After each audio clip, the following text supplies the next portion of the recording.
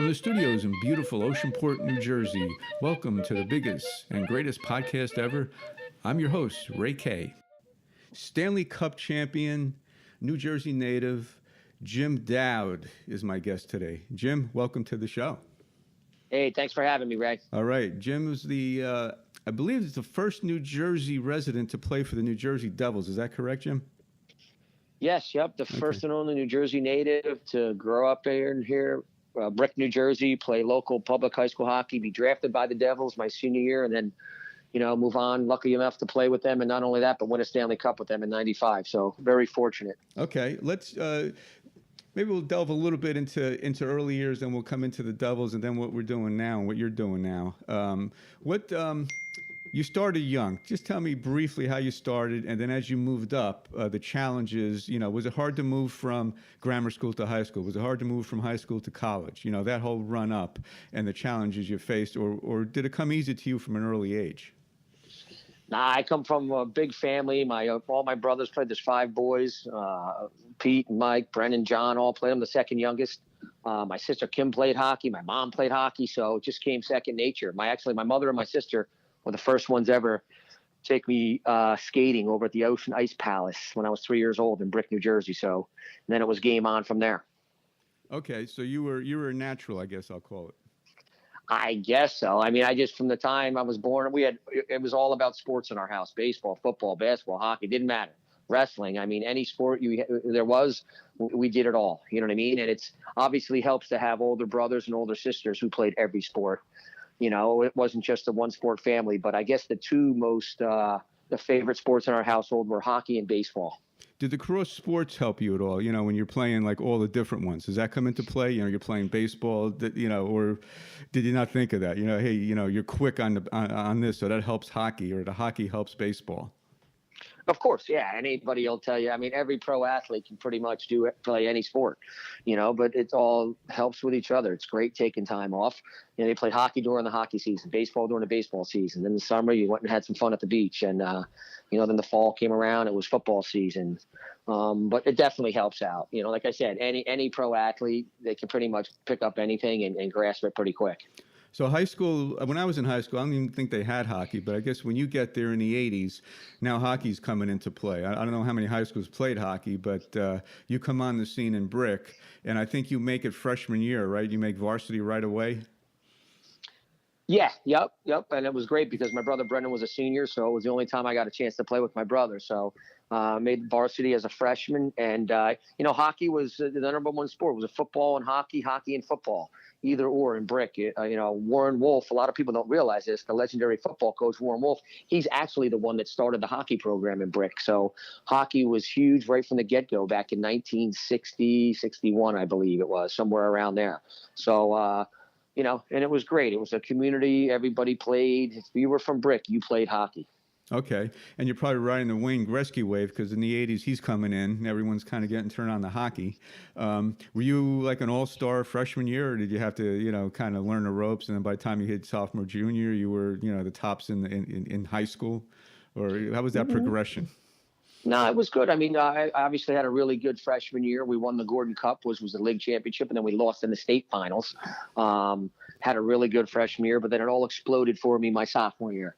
My sophomore year broke all the scoring records in the state and the country, and, like they say, the rest is history. But I was just a rink rat, and that's what I love to do was, play hockey and baseball. Those were my two favorite, but it all started my sophomore year with hockey. I became a rink rat in 8th grade. That's when I just started going down to the rink by myself with my skates, my gloves, my stick, and just got on the ice as much as I could. And obviously it paid off. And you obviously loved it, I guess, right? It was one of those things you just loved to do, or was it work? Yeah, it's funny you say that. I was just talking yesterday with a couple parents, kids that I coach, obviously we had nothing growing up but our sports. We didn't have any extra money for anything else. We had our baseball bats, our hockey sticks, our football, whatever it was, and I just loved it. That was my outlet. And I lived, breathed, and died hockey during the hockey season, and lived, breathed, and died baseball during the baseball season. But definitely loved it. I didn't really like it. I loved it. Now, your idol, I heard an interview that it's almost an unknown guy that you seem to latch onto when you first started watching hockey. And can you explain that? who your idol was and why? Because I checked him out, and he's not kind of, it wasn't Wayne Gretzky or it wasn't, Brian Trottier. It was a kind of a guy not many people know about. Are you talking about from the Pittsburgh Penguins? Yes. Yeah, Rick Lee, right? Yes. Yeah. You know what it was? We used to somehow, my father got us to go to one Ranger game a year because the Devils didn't move to New Jersey till 1982 when I was 13 years old. But there's sort of two different generations in my family. It goes Pete, 65, Mike, 64, and then Kim is 61. And then there's a little break in the action. And then there's my brother Brendan, who is early 50s. I'm 49, and my younger brother John. So somehow my father used to get us tickets to one Ranger game a year and take the three of us. And, we'd get there early, get autographs, and I'll never forget. Rick Lee from the Pittsburgh Penguins had an amazing game, and I just loved the way he played. He's the one that stood out to me more than any other Ranger or Penguin. And he was a little smaller too, wasn't he? Wasn't he kind of? Yep. The right-handed shots forward, and he was just real smooth out there. Very good player. Okay. Now in high school, now you're. Are you a stud, by the way, walking around the hallways, or what's that like? Usually, the high school star is the guy that gets the girls, and that's kind of popular. Yeah. And the teachers like him. Was that you? I don't know if that was me. I was just sort of a quiet kid and just went about my business. And I hung out with all different groups. I wasn't a jock. I wasn't a burnout. I could hang out with a little bit of everybody. So I had friends on all different sides. And obviously, like I said, what I really cared about was hockey. Not much else. And then baseball during the baseball season. But, right. It did have its perks, I guess, in some ways, Okay. Now, when you go from high school to the next level up, which you hear about people doing this, and it's a big move, and a lot of them fall out because now you're playing with all state people. Was that a rough move going from high school to college for you? No, the only thing that I had trouble with were the goalies were a lot better. I didn't have trouble with the skating, the passing, the skating, the shooting, the hitting, and all that. I just had to learn to do things quicker when you got in on the goalie because the goalies were way better. But other than that, I adjusted pretty quick. So it didn't take me too long at all. So the goalie would be like if you're a great high school player and now you move up into college, the pitching is greater. So is that like the thing? Yeah. As you move, It's the goalie that you got to deal with to try to score. Yeah, for me, it was the goalie. I had no problem with the pace, no problem with the hitting, the physicality, the shooting, and I had to learn to pass, do everything harder. That, and then just like I said, the goalies were that much better. Now, something interesting I found, when you have a move to maybe go to the Devils when you're a junior going into senior year, and it's the obvious question is the injury. Say you're taking that risk. Like, remember when Bill Walton, when I was a kid, was, could have went to the NBA for millions of dollars, but he chose to play, and you risked a broken leg. Did that come into your mind at all when you could have went to the Devils after your junior college year, or did you just love it so much and you love college life, you like the team you were on, and you just didn't even think about it, and you just figured you're young, I'm not going to get injured, I'm going to go for this college, and then it'll be there when I leave? Yeah, I never thought about that. I mean, that's no way to go around thinking about life. I mean, I loved every second of Lake State. Like you just alluded to, the Devils tried to get me to sign after my junior year. I decided to go back. I wanted to graduate. We had a great team. And it actually worked out great. I went back. We had an amazing season. I graduated, and I ended up signing for more money than they offered me, after my junior year. So it all worked out. But it's no way to go about life thinking, if you're going to do this, you're going to get that. Once I make a decision, no matter what, I just make it, forget about it, and just move forward. So that's in your character. It's like, I'm living day to day. I'm enjoying this. I'm not going to think about anything negative. I'm just moving forward. I'm just going to deal with today. Okay. Yep. It goes back to love. And I loved every second of being up at Lake Superior State University. Loved it. Now, when you go to the NHL, same thing. You got to deal with the goalies. Is that it again? So now they're even rougher than than college. Same from high school to college. Now you're in NHL. I guess it's quicker. It's stronger. There's probably more of that, I would imagine. Yeah, you know what? It's one of those. It's just the grind of pro hockey. Okay. You know what I mean? All of a sudden you're playing a full month of training camp before you even start the season. Then you got an 80-game schedule. And no games are easy. Every game is tough. There's no gimmies in the pro hockey, and that was the biggest thing is having all this free time with no school. You're done every day by noon and just trying to take care of yourself the right way and just keep pace with everybody else. And like I said, it just turns into a grind, and it gets very tiring if you don't take care of yourself. Even if you do take care of yourself, it still gets tiring. But as far as the goalies and everything was at, no, that was no problem. Were you a fast? I mean, does speed skating come into play, or is everyone like around the same, or are some guys like so much quicker they get by you to score, or were you like how were you on the speed scale in hockey, or is it more finesse back and forth? Yeah, my skating was one of my strengths, so I had no problem with that. Okay, were you able to run fast? Like, does that come in it? Yeah. Okay.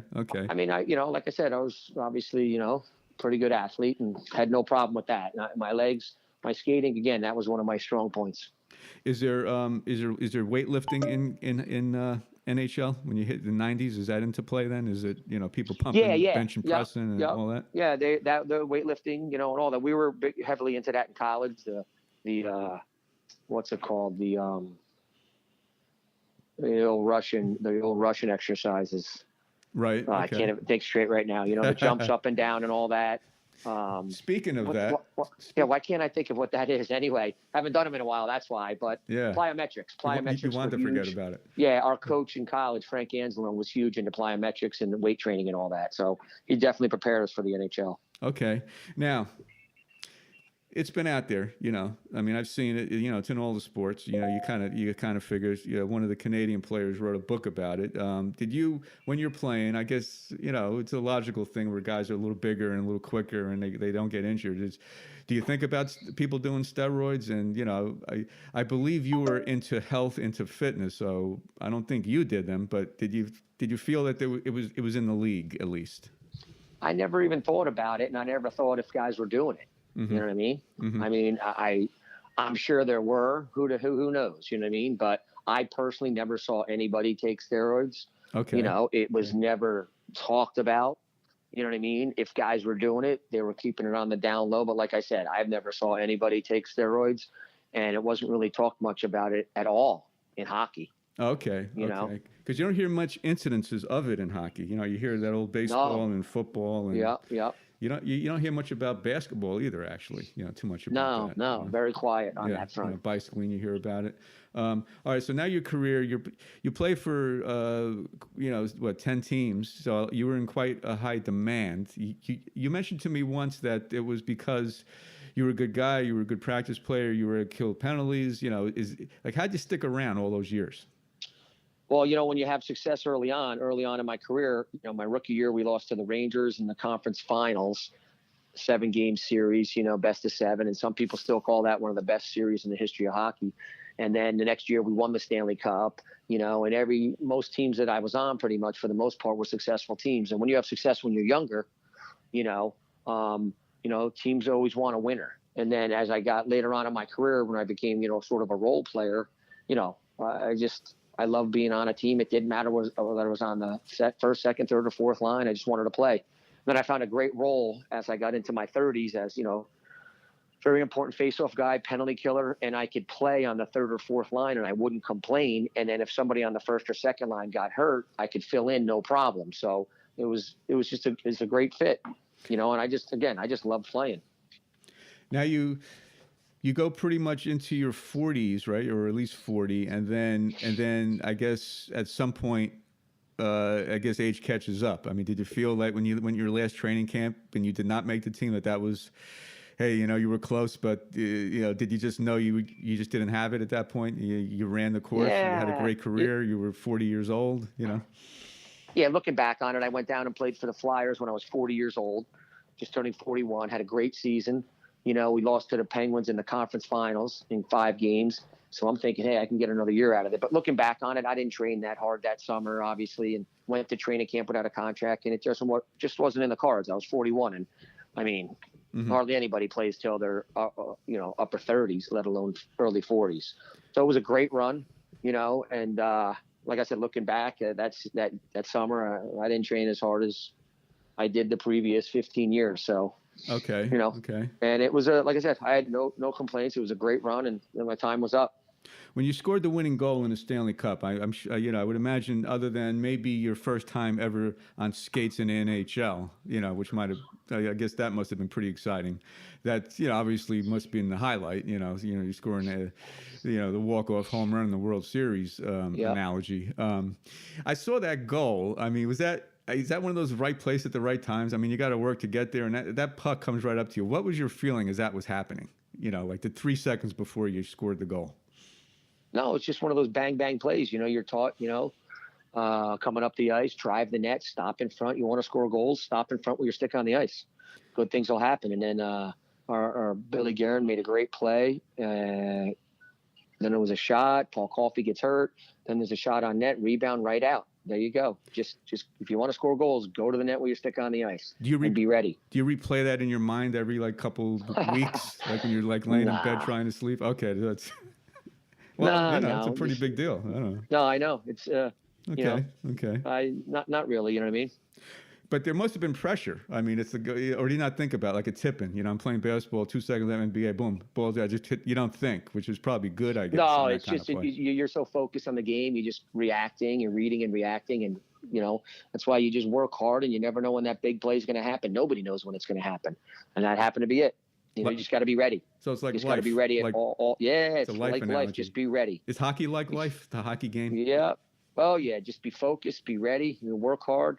Practice, focus on the process, and the end results will take care of themselves. Cut left, cut right, the puck goes there. It's just a life thing. Sometimes you're in the right place at the right time, all that stuff.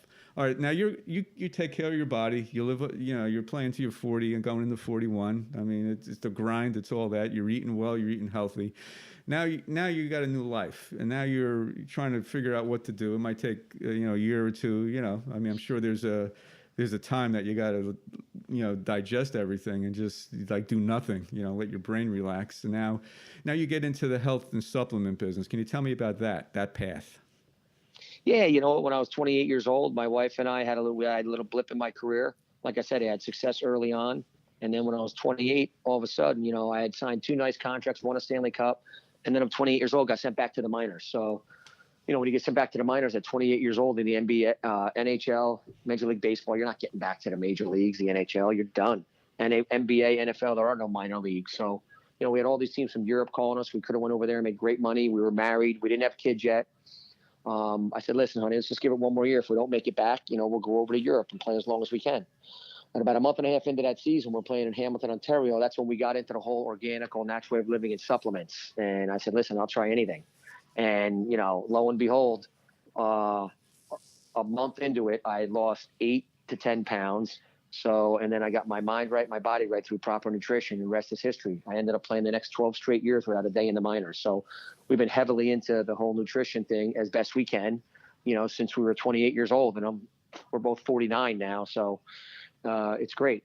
You know what I mean? It's something, you wish you knew when you were 15, Now, but it is what it is, as long as we know now. Now, do you eat hamburgers and pizza, or are you fully into the health thing? Once in a while. Once in a while, you'll break and you'll have something very, like that? very, very, very rarely hamburgers, hardly at all. But, pizza every now and then, Okay, now, currently, Jim, what are you up to right now? Tell me about your life right now. Life is good. Like I said, I've been married for 22 years. My beautiful wife, Lisa. I got 2 boys, a 15 and an 18-year-old. I'm heavily involved in the youth hockey circuit around here, coaching my youngest son. I don't have to coach my oldest son anymore. My oldest son's 18. He's committed to Penn State for hockey, and he's out in the USHL with the Chicago Steel this year. He's doing great. I coached him all the way up, but still coaching my youngest son. And then I train kids every Tuesday over at the Hal Ice World in Howell, New Jersey. And then, part of a nutrition company, where we do customized vitamins, and we have a whole product line of organic, all natural products. So, it's great. We love it. It's just like adding value to people's lives. That's what we do. We help people do life better. Nice. That's what we do. Wow. That's what we focus on. Wow. Is there anything you'd change at all? You have any regrets at all? No, I don't have any regrets. I'm not a big regret guy, You're just a forward guy. Okay. Right. Yeah. Right. Okay. I got a segment on this, Jim. It's called Hit and Miss. So I'm going to ask you a question. You got to tell me what comes in your mind first.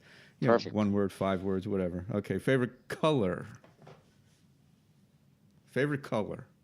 These are hard. Green. These are very hard. Okay. If you were stranded on the desert island, what music CD would you bring? You could pick 1 or 2. You're 72, Grateful Dead. Oh, you're a Grateful Dead fan. There you go. You ever been to a concert? Tons of them. Okay. You were a Deadhead then? Yeah, yep. Well, my Okay. oldest brothers. That's all we listened to growing up. Ah, okay, okay. Favorite movie? Cool Hand Luke. Favorite actor? Favorite actor? Paul Newman. Biggest failure and what you learned from that failure? Biggest failure, and what I've learned from that failure Mm-hmm. is don't take anything for granted. The biggest failure was getting sent back to the minor leagues because I didn't have my mind right, my body right, and taking things for granted. Wayne Gretzky. The best. Baseball. Babe Ruth. I like that. I like that. You might as well go to the two best, right? Yeah, right. That was a little setup. Jim, thanks for coming on. I appreciate it. Sharing your career with everybody. You're a New Jersey legend, and we'll see you soon. Nice. Thanks, Ray. Anytime. Looking forward to the next one. All right.